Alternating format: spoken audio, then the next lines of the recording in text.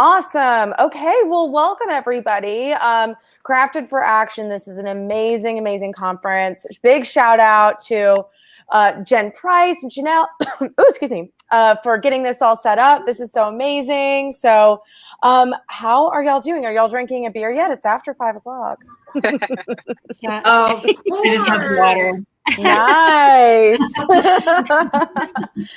So I would love to have everybody go ahead and introduce themselves. My name's Caroline. I'm with Bitch Beer Podcast, and I'm super grateful to be moderating this panel and so honored to be here with all these other women. This is so incredible. So Jen, would you like to start us off, introduce yourself, and tell us what you do in the beer industry?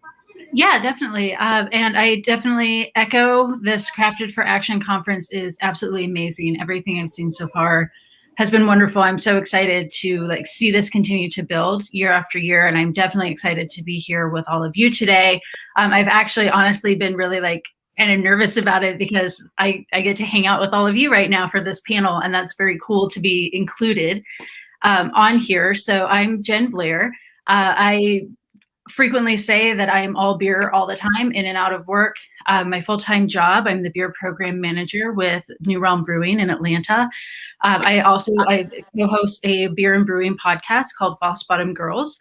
And I do just a whole host of other beer-related things in the professional and the homebrew arenas, most of it aimed at increasing the amount of women, the amount of people of color, all the underrepresented groups, breaking down the barriers that we can to get more people in the industry. Nice. That's great. Yeah, let's just do quick intros, talk about who you are, what you do in the beer industry, and we'll get into more deeper topics going forward. And then Julie, go ahead, take the floor. Hi. Okay. Hi, everyone. I'm very, very happy to be here. I was lucky enough to discover Jen actually on Clubhouse, and that's where we got connected with Craft Women Connect. So I'm Julie Rhodes. I'm located in Broomfield, Colorado. It's right outside. I'm actually right smack in between Denver and Boulder. And I'm basically a brewery business consultant. So I work with growing, small to medium-sized breweries and cider companies and seltzeries as well, but working on helping them increase sales, improve their digital marketing tactics, and manage their distributors, which is super fun these days. So I've been solo for about almost 3 years now. Before that, I have an extensive history on the corporate side of supplier side sales. So I've been in the beer space for about 13 years. And then I was service industry before that for about 15 years. So I've been in the space a while. Super excited to talk about this. And anytime we can help lift up diverse groups in being more inclusive in the beer space, just in general, is just a passion of mine. So thanks for having me. That's amazing. I'm sure we could do a whole episode just on everybody's history in here. This is incredible. Just it's very impressive to see it. And then Hannah, go ahead, take the floor. Talk to us about yourself and what you do in the beer industry. Hey everybody, I'm Hannah Ferguson. I am located in Youngstown, Ohio. So it's about, if anybody needs any directions, about an hour away from Cleveland. I am actually right now I'm in Atlanta, so I came down here because I wanted to, be a part of this conference too, in person. But I was an assistant brewer for a local brewery in my area in Youngstown. So that's how everyone knows me, as an assistant brewer. But I've also been for the past 10 years, I've been a home cider and winemaker. So I am actually opening up my own cider house this fall, and hopefully September, October, fingers crossed, everything goes right. I will be opening up a cidery and winery here in Youngstown, Ohio, in my state. And there's a lot of people just know me as I was the first Black female brewer in the state of Ohio professionally. And again, I will be one of the first to open up my own cider and winery in the state of Ohio as well. So congratulations. That's so impressive. Wow. That's so you. Awesome. Congratulations. That's a huge accomplishment. That's awesome. Thank you. And then, is it Elisa or Alyssa? It's Elisa. Yep. Elisa. You got it. Awesome. All right, Elisa, talk to us about who you are and what you do in the beer industry. Absolutely. Well, first I want to say it is so amazing just to be here and surrounded by such female power and greatness. And so I am ecstatic. And thank you, Jen, for giving us this platform to literally, share our stories. My name is Elisa Bowens Mercado. I'm the owner and brewmaster at Rhythm Brewing Company, aka Lady Lager. We are Connecticut's first African American female-owned beer brand in the state's history. And with that said, we are changing the face, the game, the taste of craft beer, one sip, one pint, one girl power at a time. And so to jump on these platforms and these webinars just to really kind of dive into what we experience as women in the industry is just incredible. We specialize in lagers, and of course I'm in New England, and it's very IPA heavy. So we're making some lagers and making some way into the craft beer industry. And I'm just very, very, very excited to be here with all of you today and to be a part of this amazing week of just pure education for everyone in the beer industry, the craft beer industry. Awesome. Thank you, Elisa. Oh my gosh, I love lagers. They're like just my all-time favorite. I mean, don't get me wrong, I love a good put everything in it kind of stout and everything. I don't discriminate beers, but lagers is definitely one of my favorites. It's a little sweet spot, yes. That's amazing. And I mean, round of applause for all of our amazing women here. We just make being a woman in beer look so easy, don't we? Obviously, we know it is not easy, and we know it has not been an easy journey. So talk to us. Jen, how about you start us off with this first question? So what has your experience been like as a woman in the beer industry? I will say I don't think I particularly have a unique experience for most women who have been in the beer industry or any male-dominated field. They, what it's like. And I promise I'm not being obtuse when I say this, but that sort of question is one that, a few years ago, I finally decided, I'm not answering questions like this anymore. I'm answering it here tonight. Because, that's part of changing the face is making people aware of what that experience is like. But, oftentimes I find that to be very reductive. And when people have asked me that, it's almost like they feel like they need to, or that's the one thing that I can talk about. And as we've all just heard here, we have so much more to talk about. So, my experience has been really being able to find my voice and, and speak up for myself and ask for things that to me, it seems like other people in the industry just kind of get these opportunities handed to them, and, doing the thing where you ask for something that to you is a huge thing, where you ask for it and you're like, thank you for listening to that. And, the person's just like, yeah, whatever you would like, that's fine. So learning to ask anyway, without anticipating the answer, has been a big part of my journey as a woman in the beer industry. Great. And yes, great point, Jen. That was actually a question that I stopped asking on my podcast because, I speak to women in the beer industry, but I found that it was just kind of irrelevant being a woman in beer, just asking specifically about it, because it's really about all of our joint experiences. It is becoming more diverse, but because the name of this panel is Change the Face, Change the Game, Actionable Steps for Including Women in Beer, I thought it was appropriate. So, so Julie, you're up next. Talk to us about your experience so far. It's, I share some of the same viewpoints as Jen. I used to be, if you'd asked me this 5 years ago, I would have been get rid of the bro culture, and it's about having tough skin, and you just have to get used to things, and that's how it is, right, in our space. And then I became a mom, right, and then things changed. And I kind of tend to talk about it more from like I'm a female, like reproductive status, right? Like I can be a mom, right? And having the dynamic of like being a parent and having to deal with like pregnancy and, not to like go off the deep end here, but if we're going to talk real about this stuff, like here it is. It's, being in that space because I was on, not the production side, but the sales side. So I was dealing with like customers and under the pressure of having my income be affected by my gender was a very scary thing. So in that sense, I can speak to the fact that that's something that needs to change immediately, is not being, penalized, so to speak, in any way, shape, or form, mental health wise or financially for something that I choose to do as a female that has the ability to have children, and, making it so that, that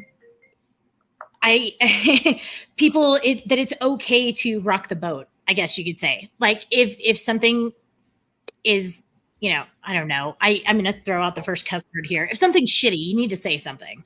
You know what I mean? It's about time that like people get used to the fact that, if you're uncomfortable and you're being misogynist, you should be called out for it. I'm not huge on cancel culture. I don't like going there, but I do think that there can be more done in our space to become an ally, not only for females, not only for moms, not only for people that identify as female, but also BIPOC members of our community, the AAPI community, the trans community, the LGBTQ community. There needs to be something done to make sure that we can start having brave conversations that are acceptable in our space so that we can make a difference. Because somewhere along the line, beer got very white and very male and very beardy. I was about to say beardy. And that's kind of what happened. But if you dig into the history and you look at look at all the cultures that are contributing to our recipes and our flavors and our styles and our aromas, and think of where the ingredients come and how can we patchwork that in to our company culture and our industry culture. When I guess what I'm trying to say is it'll be nice when our industry is as reflective as the things that we're making. So, yeah. So many amazing points that you just brought up, Julie, and I'd like to go, circle back on a couple of them. First off, yes, I agree with you. Cancel culture has become a lot, and I'm not a huge fan of it either. Sometimes it's deserved. Don't get me wrong. But sometimes it's okay to just make men feel a little bit stupid sometimes, by calling them out on the stupid shit that they say. And they do say stupid shit sometimes. But so kind of circling back. So thank you so much for sharing with us your experience of being pregnant and also having to worry about something like your income being changed. And just that livelihood and the stress. First off, the stress of creating life inside of your body and carrying life. Are there any other mothers in this group? I'm not raising my hand, but I the would. Only one? Oh my gosh! Congratulations. Okay, thank you. So, but I think that's such an amazing point that you brought up. So, what were some challenges with that when you brought this to the attention at your place of employment? Do you mind going into that? No, I don't mind. This is kind of part of my journey that I've taken, honestly, over the past few years, is just being comfortable with talking about this because it's something that, our industry is not immune to this, right? So first of all, there's no paid maternity leave. I had to take disability. I had to use all of my vacation pay, all of my sick pay, everything, because there's no system set up for parents. Regardless, male or female, honestly, it's parental leave in general, including adoption and in any form that it takes, right? FMLA, yeah, super awesome. You're not going to fire me because I take maternity leave, but guess what? I'm not making shit while you're waiting for me to come back. Yeah. So I hate to say it, but thanks for the, gold star. Like, we can't wait to come, have you come back, but who's, putting a roof over my head and feeding my family while that happens, right? So that's a major thing that needs to happen, honestly, across the board in every industry that I would love to see. So that's the first challenge. The second was, my boobs got bigger. I had a giant stomach. I was out there selling beer. You know what I mean? Lewd comments about nursing, lewd comments about like what kind of birth I was going to have. Like it it's gross. It's gross. It's gross and it's inappropriate. So like that kind of stuff was just deemed as, they're not going to say anything. She's not going to say anything, right? Like, she needs my business, right? She needs to make the sale, right? So she's not, she's not going to speak up. And to be honest with you, that was mirrored in my time in the service industry as well. It's like, I'm working for tips, right? So I'm not going to rock the boat. I'm not going to push back on somebody that makes a comment. And that goes for coworkers as well, not just customers. So I think that it's a big challenge that we have to deal with, but I'm also a firm believer in, like, it's the small things that make a big difference, right? I'm not a lawyer. I'm not a lobbyist. I can't, make big things happen, but what we can do is talk in groups like this and have awkward, brave conversations like this and make the small waves to make the bigger changes. So, it's, it just ranged from everything, animosity from my managers and my bosses about like how long I'm actually going to be gone. Like, how long is that going to take you to recover? Like, oh, sorry, I created life, like it's, so I laugh about it now because it is a process of like mental health and dealing with that and learning how to take care of it and recognizing the challenges that I face. But I think that our industry has a lot of work to do with sensitivity levels. Right. And having respect for anybody who might be different, and taking into account a little bit more empathy, what it's like to be in their shoes, and then driving together to speak up together about things that are unacceptable and working towards things that actually make a big change for people in their lives.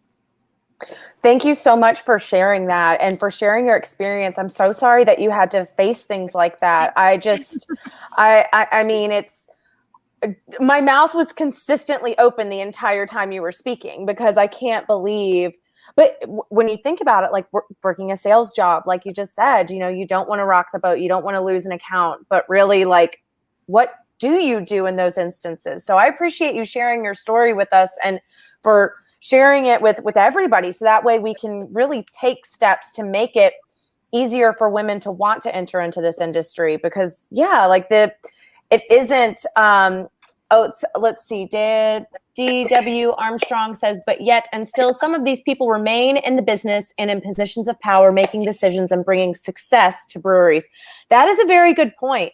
And so it's, what do we do in these instances? Who do we go to? Because when you're at an account and one of your clients makes a comment to you or touches your belly or makes a weird comment about your pregnancy, do you go to their HR? Do you go to your HR? How is that handled? So I think that's a really good conversation for us to open up right now and to think about and talk about. And to continue on with, so Hannah, talk to us about what has been your experience in the industry as a female and also as a female of color in the industry.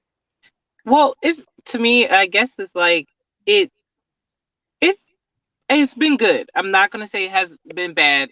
And I think with me, it's more of like with my experience in the industry, it's more has been an element of surprise. When people kind of like, they talk to you, they meet you and they're like, or if you're at a beer fest or you're something, and they're like, hey, what do you do? And then when I say, hey, I'm the assistant brewer, it's like people are almost taken aback by it. And then sometimes I think about it, like, are you taken aback by I'm a woman? Or are you taken aback because I'm Black? Like, I'm not sure exactly what their surprise is. But, I don't ask them, but then they're like, oh, okay, yeah, so that's what you do. That's so cool. And, then it kind of, but it's like, I think a lot of people may have expected me to say like, hey, I work the bar, or I do this, or I'm a server, but they don't expect me to come out and say brewer. And then I also get that from, my own personal community too. But I think too, a lot of people, they know me, they know my background, they know what I've done. They know I went from like working in higher education, I have my master's degree in business, things like that. And then there's like, oh, you brew beer now. And then so it catches people from surprise. But again, too, also, it's like things like I've been working on, like in our communities, in the Black community, is trying to make craft beer diverse. So again, people they don't necessarily think of craft beer when you say, "Hey, I brew beer." They think of like the normal, like the Bud Light, Miller Lights, Coors Lights, things like that, still reserved. So and then to me, so now it's becoming more of an educational piece when I'm talking to people and the people that look like me and like people in my community. And then the first thing they say, like, "Yo, that's dope. Like, that's amazing. Keep doing what you're doing. We're proud of you." So my experience, again, it catches people off guard at first. And then it's just like, "Yo, like, that's amazing. Keep doing it. Like, we're here to support you." And then a lot of people are like, I was like, "I don't have my own brewery." And people are like, "Yo, I just want to drink your beer. I just want to drink Hannah beer." And I'm just like, I was like, well, this is where you get it. I was like, it's not necessarily my beer, but yeah, I was like, I love that. But it's just like, I just think people, especially in Youngstown, they're seeing me, they're seeing the publicity and different things like that. They're wanting to try. So now more people who probably would have turned their face at beer or like again, like me initially in the beginning, before I started drinking beer, I didn't like beer. So people are willing to give it a try. And then I love to hear when they say, like, "Hey, I want to try this beer because I know that you brew it, or I know that you're in this industry." So so I think that's something that's cool too. So I haven't necessarily, again, like I said, I haven't had a negative experience, but I know I catch people off guard every time I tell them what my job is or what my career is or what I do, basically what I do for a living. So That's amazing, Hannah. No, we've got so many people in the comments being like, "Hannah's the shit." That's Thank so you. cool. Thank you so much for sharing that experience. And it is so cool that you can, it's kind of like catching people off guard in an awesome way, in the best way Yeah. possible, because then you're changing their opinion of what beer should be and about what they know of as beer. And now it will forever be different, which is exactly what we want. So thank you for sharing that side of it. And then Elisa, same question to you. Oh, absolutely. And I always said from the inception of, the company and going into the industry, I want my race and my gender to empower and inspire. I don't want it to define me, because once you try to start defining something that's going to expand and create employment opportunities, once you're defined, by that one thing, it caps you. And I never wanted that. So I was constantly, dealing with, this is great. Yes, we are representing, because sometimes if you don't see someone that looks like you in an industry, and it doesn't matter what industry it's in, then sometimes you don't believe that you can go into that industry. So I think we as women, and then Anna and I as women of color, we have that obligation to get out there and show people, yes, might be a white male dominated industry, but we are here to really educate you on how creative women are, how we create recipes, how we can go into the brewing concepts and brand ownership, and how we can take really an industry and really embrace and empower people within it. So I never wanted to be defined by who I was. But it's amazing that when you're out there and you're the first of the first, that really shares your story, because there's stories behind all of us on this panel. And when you represent a gender or a demographic, people cheer for you. They're rooting for you. They're like, "Why can't you be the Black Budweiser?" And I'm like, "That's right. Why can't we be the Black Budweiser? Because we're making just as good as lagers out there, and better lagers than these big brands." So I always say, when you have that experience, and when you have the opportunity to have people build off of what you're building or what you're going through in these industries, it's an amazing thing. And we're contract brewing, so I'm dealing with head brewers. I'm brewing, of course, going in and brewing my beer myself, but then we're on sales, we're doing distro. So the issues that I have to deal with when I walk into a liquor store and they're looking at me, because they're like, "Well, why are you asking for the beer manager?" because I own a beer brand. Okay. And then it takes about 5 to 10 minutes where I could have been, selling my beer. I have to explain now why, there's what women and people of color in this industry. But you know what? Sometimes, you know what? I don't get mad about it. I used to, but I use that as an opportunity to educate ignorance in the industry. And if you can educate ignorance in an industry, then I think that's when you are onto something. So I use those as, before I'd be like, I'm out. I'm like, no, it ain't got time for all this. But but now it really is, and we have seen our accounts grow, and we have seen the industry collectively grow, and it's just from changing your mindset. That's what we're doing here. Yeah. That's incredible. Thank you so much, Elisa. You've brought up so many great points. And then Aaliyah, who was just in the chat, said representation is so freaking important. And it's so true. Representation is important because it's just, otherwise you have this image of what beer or what any industry should be. So being able to have people in those positions of not just sales reps, not just, people behind the bar, but having people in positions of powers as owners, brewers, it's very important. So that way we can see the possibilities, and also having people in the room for things like something.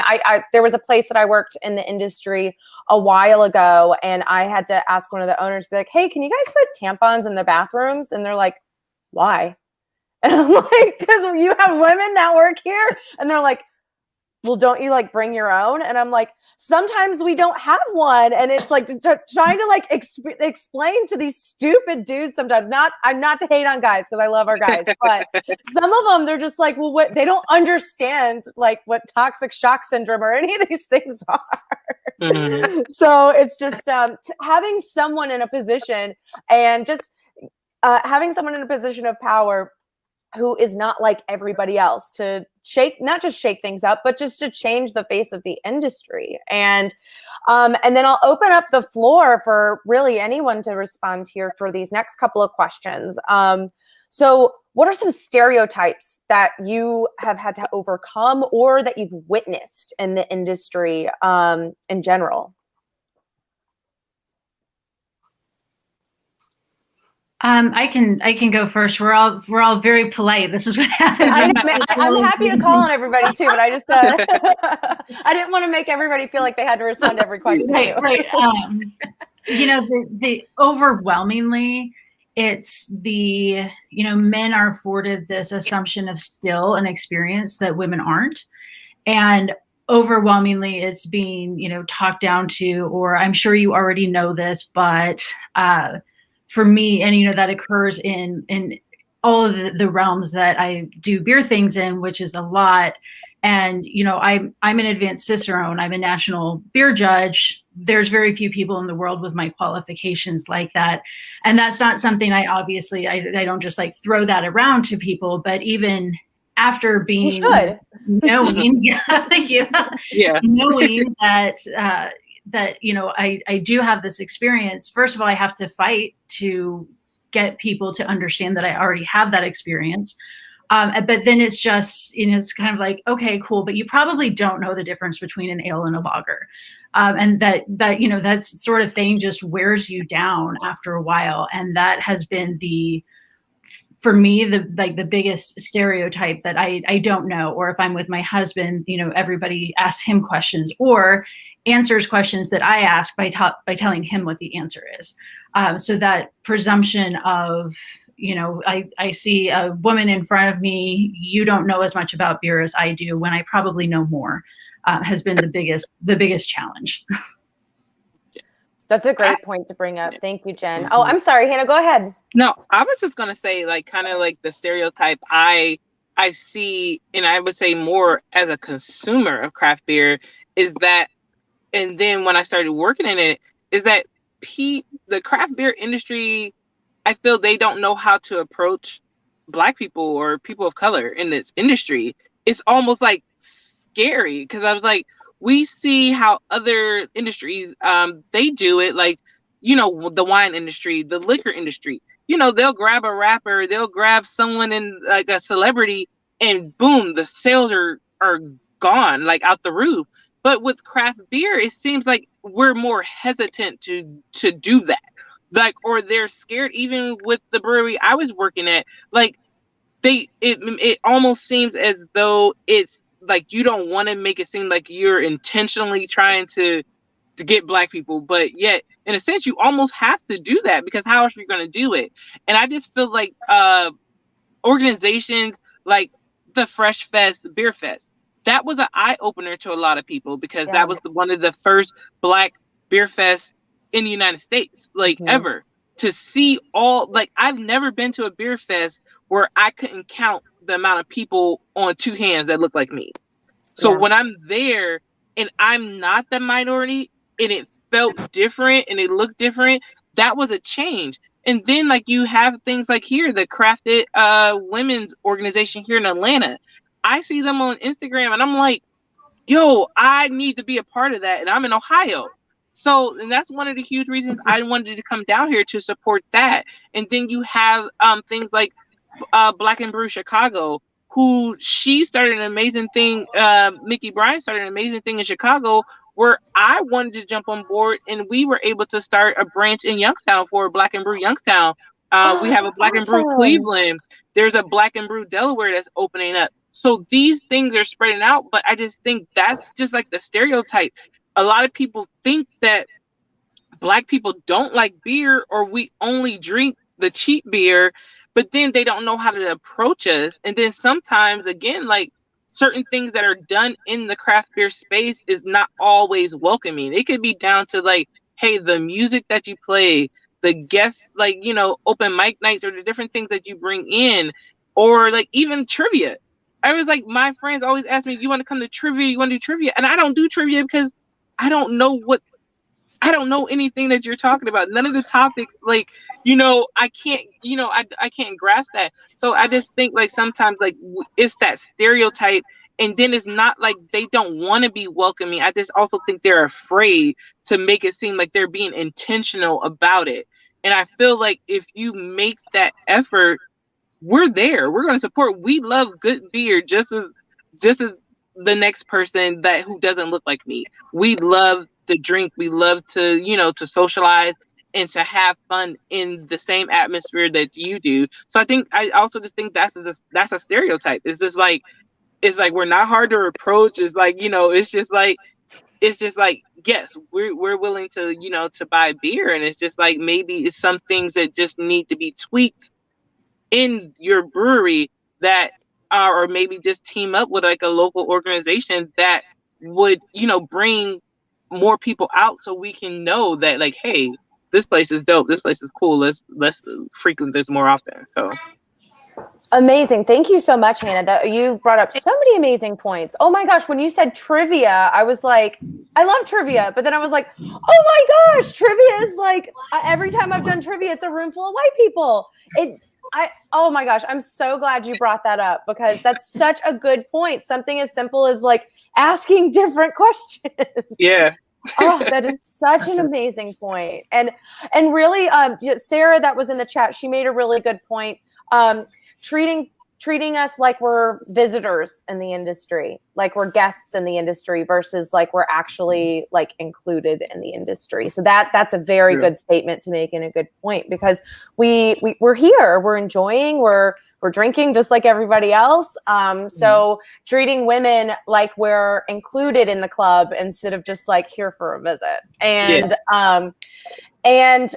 there's a great question in the chat from Amina. What do you all think of hypersexuality and craft beer, specifically on craft beer IG accounts? Is it counterproductive, or does it empower women to be themselves? Ooh, it's a great question. That's a lot to unpack. Yeah. I'm gonna hit us with a hard question. Yeah. No, hey, as a person who likes to show her cleavage on the internet with a beer, I'm right there. I'm on both sides of the fence. So Yeah. I love this question. It's great. I'm like gearing myself up here. I hope I'm not speaking over anybody else, but I know Amina. Hi, Coffee. She and I actually know each other from way back, and I couldn't say hi to her in the comments. But hello. This is hard. This is hard, right? Because this gets deep into your body is not for everybody else.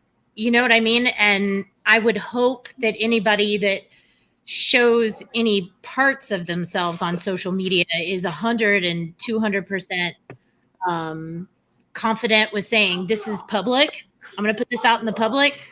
It's here.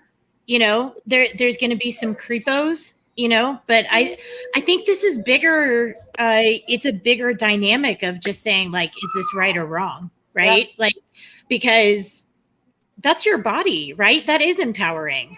Right. Like, if that's what makes you feel good and strong and confident, do it. If that's what you want, do it. That is 100% your choice, right? The entitlement thing is an issue. Not everybody in the interweb is entitled to make commentary about your body. It's not there for their playground. Like, that's not, and I hate to say that it goes much deeper than that, but it kind of does. There are going to be people that respect the fact that, that you can show yourself in a certain light and be like super proud of that. That's very empowering. To have body confidence is an amazing, amazing thing. That's another issue with female identifying society in general, is that media paints some very, very high bars that a lot of us cannot reach, right? So no, that's such a great point to bring up, because I am friends with a lot of women on, a lot of beer accounts that they're certified cicerones. They are very well respected in the industry. Me personally, I get comments on my IG all the time. I'm showing cleavage right now. It's just the way I look in shirts. I could have cleavage in a turtleneck. It happens. But you do kind of open yourself up to, criticism. There's a lot of men on there who don't think you deserve your space because, you're just a chick posting a picture with a beer and you've got cleavage. Sometimes it's just how we look in our clothes, but also, you do have those other accounts where it is pretty much just like someone's hired a model to just put like a couple little beer caps on their nips and, talk about Pliny the Elder. It happens. So I think that is a really good point to bring up. I think it's about knowing which accounts you're following, why you're following them, the beers that they talk about. Do they stand by what they are actually posting, and what is their message of their page? So that's my personal opinion, just to throw that in, because there are a lot of women out there who are doing amazing things in the beer industry and who get a lot of flack because, oh my God, they posted a picture by a pool in a bikini. No. So it's more about like, what is their overall message? And I mean, that's kind of my opinion. What do y'all think about it?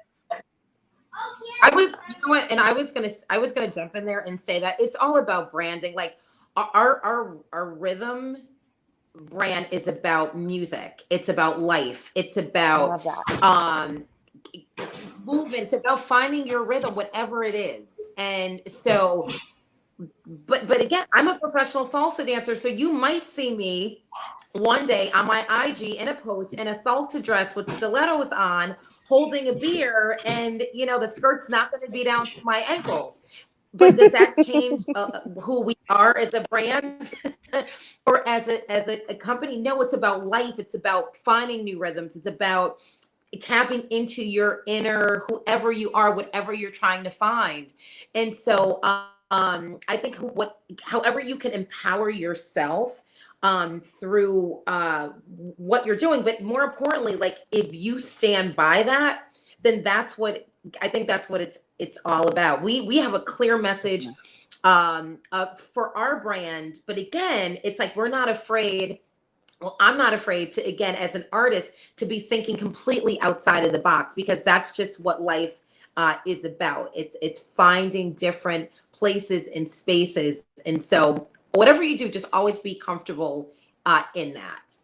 And so Yeah, I definitely agree. you can find Definitely agree beauty with that anywhere. too. Yeah, yeah. Because I follow quite a few people on accounts, and I think I'm like very like flexible with it. But I think you can almost weed out who are true beer drinkers and like who are almost like just there to post to try to get likes. Yeah. And so it's like I don't knock anybody because like I'm all for body confidence because there's skinnier women, there's heavier set women that all do the same thing. And I'm like, yo, I wish I had a piece of that confidence that they all have. But like, I mean, just like a fraction, you will probably not get a shoulder from me ever. Like, and if you do, just make sure you comment and like it if y'all get a shoulder this summer.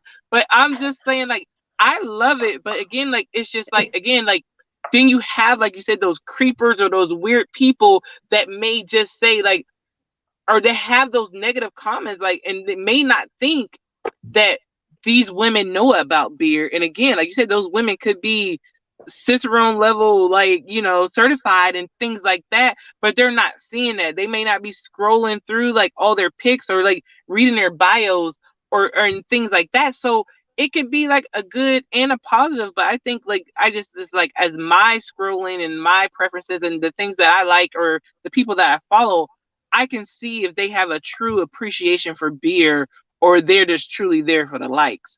And so, but yeah, like it is definitely like that's definitely like a hard subject. But it's again like I don't knock it, especially if there are women that are doing certain things to promote your confidence in in drinking and beer. Because I have a friend who does a mukbang, who eats food for a living on social media, but she always puts references. If you know anyone who has an eating disorder, these are some hotlines that you can talk to. So it's like I think people should also push certain messages like that, because people people need to see that there is definitely, whether you're clothed or unclothed, there's a second sexiness to me to women drinking craft beer. Like it is It's what true. it is what it is. Like we're sexy, and then it's even sexier when you can talk the talk. If you can tell me the difference between a New England style IPA and a West Coast style IPA, I'm engaged. We're all engaged, because that's bringing it up to a different level. You're not just there for the looks or the likes. You're there for the education and the knowledge and the appreciation of the craft. So. Wow. No, that's such a great point to bring up, because it is like, who's there for likes, who's there, but also like opening yourself up to trolls and creeps, because, oh my gosh, I know some days I will post a picture and I'm like, oh, that was a little low cut of a top, but oh, well, I really like the beer and it was good lighting. And then all of a sudden I get followed. If I get followed by a Jeff, a Mark, a Chad, and then they have like, especially if they have a Bible verse in there, if they say that they're like a dad, and then their profile pictures with their kids and they have a Bible verse in their bio, I am almost definitely getting a blurred out picture in my DMs. And for y'all and that means it's a dick pic. Ugh, Yeah. it's so gross. So it's not the best, but and I don't actually think that those people are really in the beer scene. I feel like those are people who probably like, think that Blue Moon is craft, which no hate to Blue Moon. Blue Moon's fine. But it's like, I don't know. It's just, I feel like those people aren't really in the actual beer scene, but either way, you're opening yourself up to hate, which, you can't help it. Mm-hmm. But that's so many amazing points to bring up with that. Cause that's, just making sure that who you're following, whether it's in beer or music or anything, that they're actually taking steps to help the community versus just, post for likes. I think that's a really good point to bring up, Hannah. Thank you. And then, I'm sorry, Elisa. I'm sorry. I was just going to say, it's in anything in life, you want to surround yourself with positivity. You want to surround yourself with your neighbor to the left, your neighbor to the right. You want to be going towards the same place. So I think it's the same thing in the industry. I think we all have gotten a taste of who out there is really for the culture, for the community. And then you can weed those, are, that are not. And so I'm just excited to have that kind of like that discernment in craft beer now. So yeah, it's just who you're rocking with. It's just, keep that positivity and people that want to see you grow and advance. And I think that's key. I think that's really cool. That one of my favorite quotes that reminds me of what you just said is, if your circle doesn't lift you up, it's time for a new circle. So, I mean, I think that all of us do such a good job of lifting each other up. And especially when we see other women in craft beer, it's great. And kind of on that subject about women in craft beer, sometimes, it's great to be surrounded right now by so many confident women. And I feel like we're all really strong in what we do, and we've come a long way in our careers. And there's a lot of women who are a little more shy or a little bit soft-spoken. And the craft beer industry can be very intimidating. You walk into, I know New Realm because I'm right down the street, but the one in Atlanta, I mean, first time I walked in there, I was like, whoa, this place is huge. And it is intimidating when you're first getting involved. So what are some ways that you all try to make women around you that aren't familiar with craft beer, how do you make it less intimidating for them? Jen, do you want to start us off? Yeah, I would love to. I like to think that I try to do as much as I can in this specific arena with craft beer.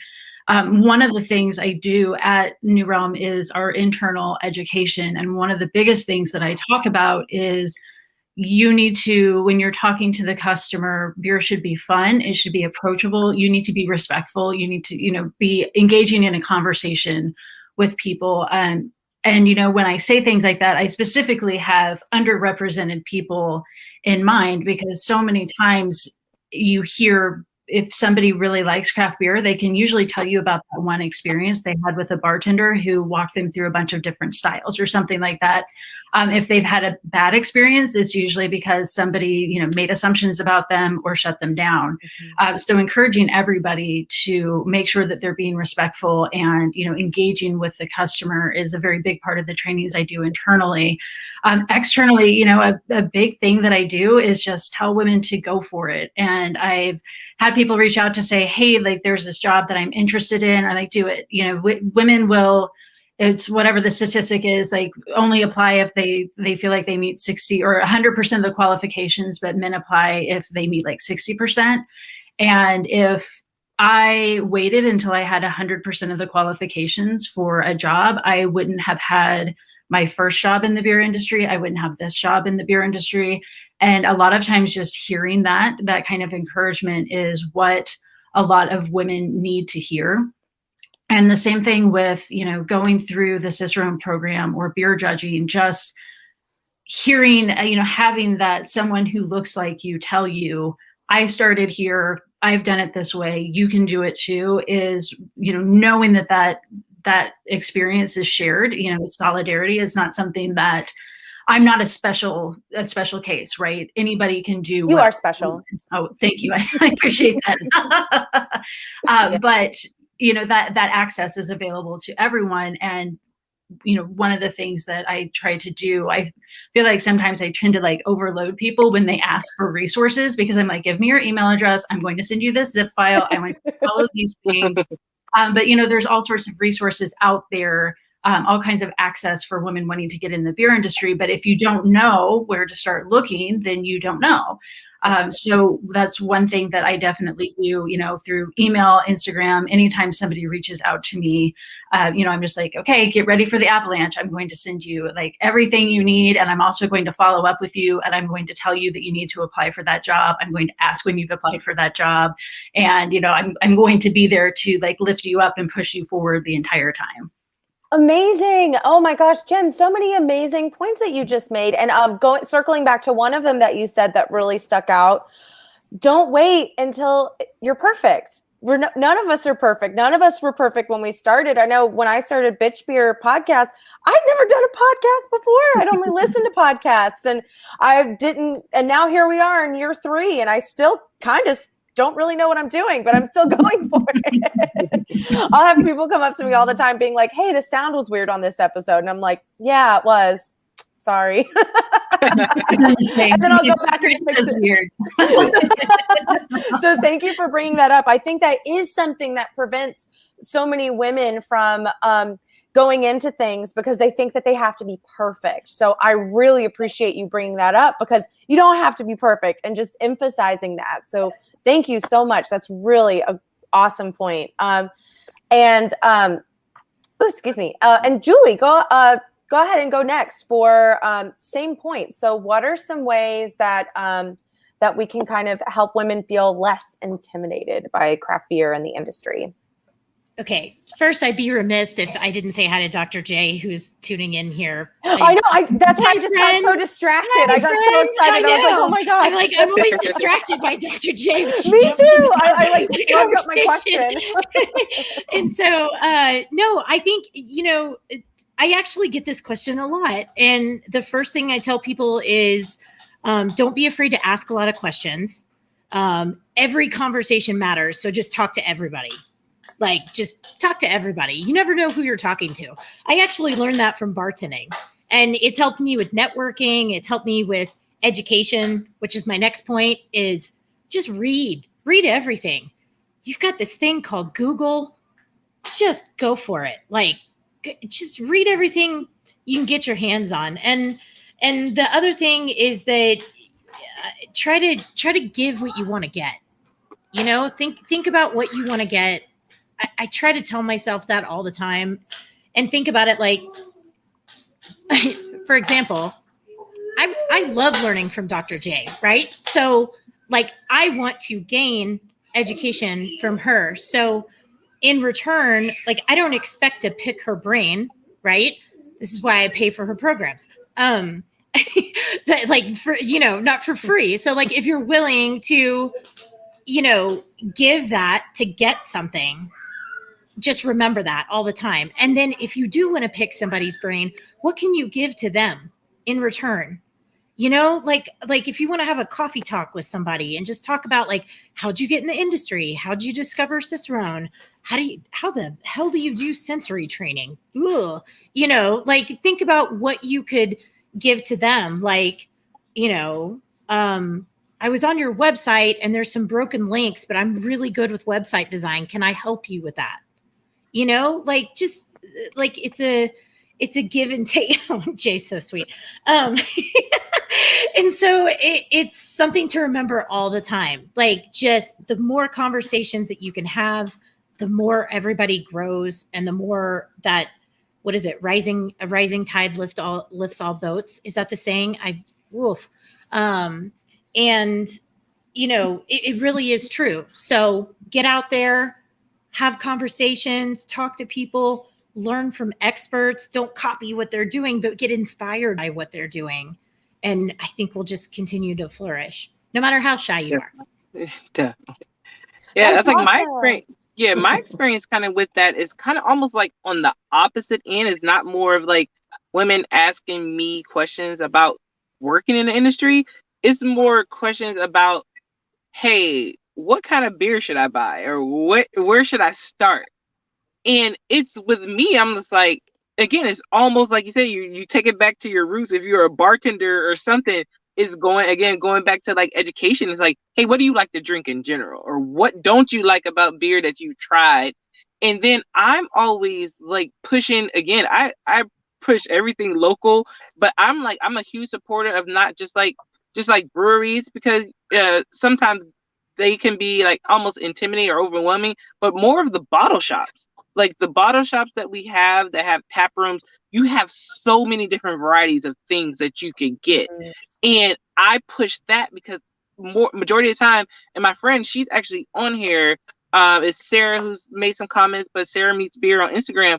She helped me change my palate, because even as a brewer, I was anti-IPAs, I was anti-sours, I was like straight like lagers, Hefeweizens, things like that. But just, she works at a bottle shop, and going in there, she's like, have you tried this? Have you tried that?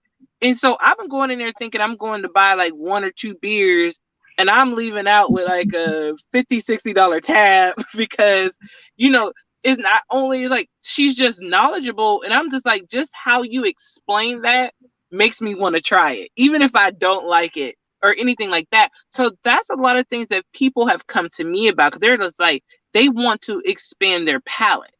And I'm like, yes, we need more women in beer. We need more, like, Black women in beer or whatever. Let's do this.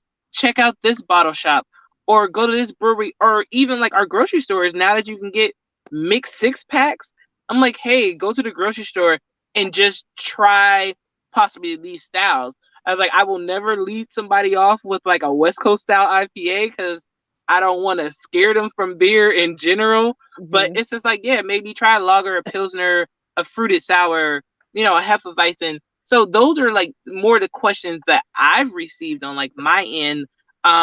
More or less people just wanting to be involved on an enthusiast level for craft beer. So I love that. That's it's so true though, because like getting a mixed 6, like the way people explain things to me, because there's been plenty of times I've gone over to like a couple of my favorite bottle shops, and the way they explain it, I'm like, oh, that sounds dope. And I get it home and I'm like, nope, but it's still okay. I don't blame them. It's, I still tried it. And then, Lynn made a funny comment that I wanted to say out loud. We should all walk around with the confidence of an average man.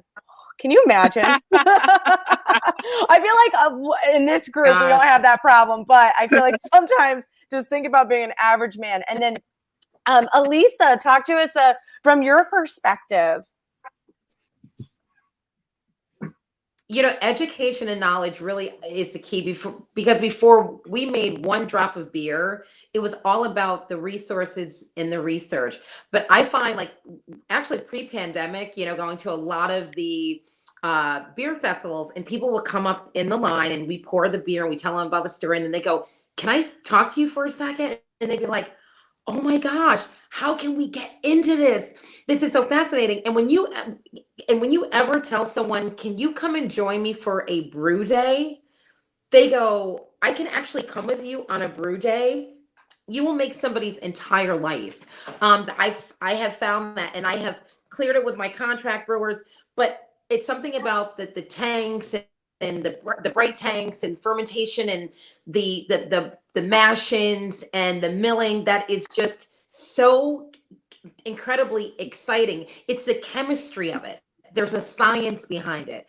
So I give back and I pay forward by doing a couple of things, sitting down with especially young women who will say, I want to go into wine, or I want to go into the craft beer industry, but I don't even know where to start. And it starts with me taking them out to lunch and explaining to them what I had to do to get into the industry. And then you got to show them all, tell them all the good points, but then you got to show them, listen, this is hard work.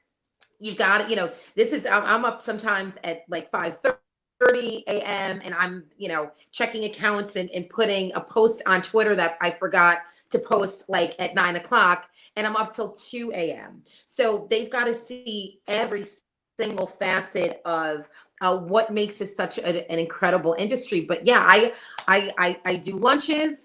I make sure I am available. My time is available to if anybody wants to dive into the craft beer industry, and then invite them to a brew day. And I will tell you, that has gotten the conversations going like you wouldn't believe. So education and motivation in this industry are key. And there's, people that are joining us in the chats that have been so such a motivating factor, that I think we can all say, when we had doubts about being in this industry, we can call our sisters in beer and say, hey, I don't know if I'm in the right industry. I don't know what I'm doing. I'm just trying to figure this out.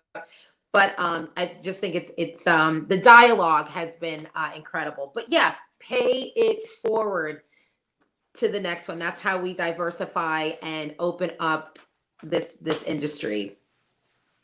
I love that. Oh my gosh, that is so true. There's so many amazing points about education, and just like you in your position, taking that extra time, going that extra step to make somebody feel like they can be in this space and they belong in that space. So thank you so much. That's incredible. Definitely. And Oh, I love it. And oh, Bree, she's talking about Beer Girl in Hapeville. Oh my gosh, I love Beer Girl in Hapeville. That's one of my favorite bottle shops. And Dr. J herself, she says, she has a comment here that I saw earlier. Last year, I had a reckoning with this quote: stop shrinking yourself to fit into spaces you have outgrown.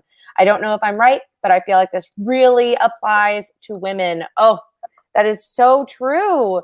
That is so true. I absolutely love, love, love that quote. Thank you all so much for being here. We have so many amazing people. We have Bree, Amina, Mac Brewing, Mickey. I just saw Will from Conzo come in here. Gosh, we have so many amazing people in this chat and supporting. Thank you all so much for being here. This has been an amazing panel. We'll just go around one more time, starting with Jen. How can we keep in touch with you, Jen? So you can find me on Instagram. I'm at Under the Genfluence. I also have a website, underthegenfluence.beer. I'm currently doing a free beer judge training for women. If you go to underthegenfluence.beer, you can sign up for that as well, aimed at getting more women at beer judging tables. I'm frequently the only one. So that is underthegenfluence.beer. I'm definitely going to be taking that because I have some stuff coming up and I need your insight. And also your podcast too. How do we find your podcast? So my podcast is False Bottom Girls. I co-host it with fellow Advanced Cicerone, Rachel Hudson. She owns Pilot Brewery up in Charlotte. You can find us on Stitcher, Apple, all of the places where podcasts exist. That's where you can find us. And we also have a website, falsebottomgirls.com. Awesome. Good deal. We'll have to collab with Bitch Beer. That'd be so much fun. Yes. And then Julie, how do we keep in touch with you? Hey, so yeah, I realized from the beginning, I never even told you the name of my company. So I run a business called Not Your Hobby Marketing Solutions. I tell people if they have customers, they have a business and not a home brewing hobby. So I teach them how to treat it as such. So you can find me at notyourhobbymarketing.com. I'm all over social media, mainly Facebook and Instagram at Not Your Hobby Marketing. I'm on Twitter at Not Your Hobby MS. Whoever took my handle, I'm going to come after you for making me use a different handle. I'm just kidding. Anyways, I have tons and tons and tons of free business resources on my website. I'm also a beer writer, so I send out a lot of emails that teach a lot of things about sales, marketing, and distribution. So please sign up for my email list.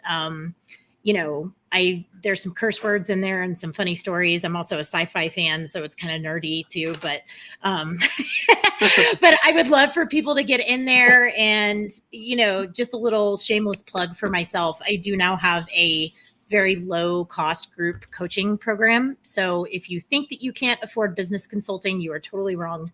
And I would invite you to check out my mastermind program because it's very accessible to everybody. So thank you for having me on here. I appreciate it. Awesome, Julie. Thank you so much. I'm so excited. And then Hannah, how do we keep in touch with you?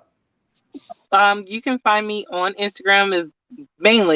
Instagram is Dope the Brand on Instagram. Or you can also check out my website is the same, dopethebrand.com.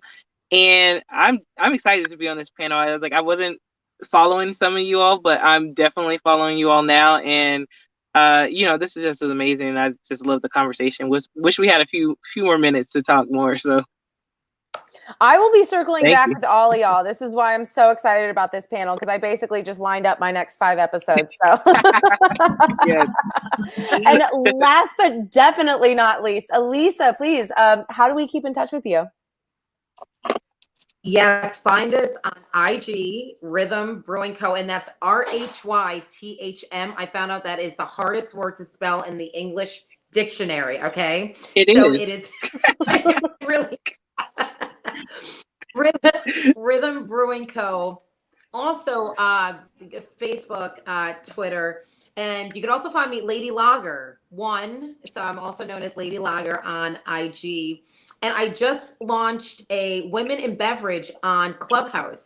And so I know that I'll be having Jen, Atlanta Beer Boutique. She'll be moderating some stuff with me, and hopefully Dr. J and all of you wonderful ladies can come over and jump on and moderate one of our panels. So we will be launching that very soon.